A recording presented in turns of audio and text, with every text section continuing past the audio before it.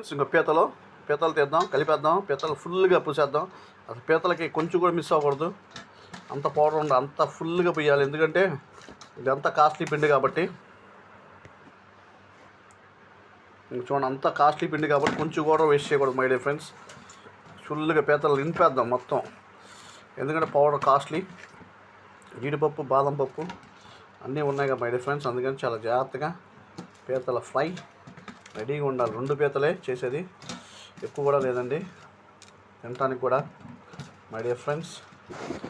కనపడుతుందా?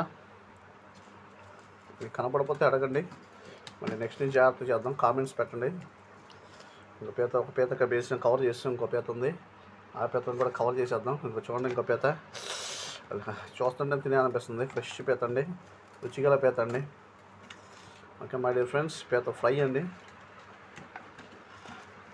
చూడండి, పీత నిండా కవర్ చేసేద్దాం. ఓకేనా?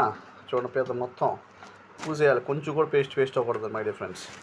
ఓకేనా? అందరూ లైక్, షేర్, సబ్స్క్రైబ్ చేయడం మాత్రం ఎట్టి పరిస్థితుల్లో మర్చిపోమాకండి. ఓకే, పీతల వేపుదాం, తర్వాత చూపిస్తాను. Okay my dear friends, have a nice day.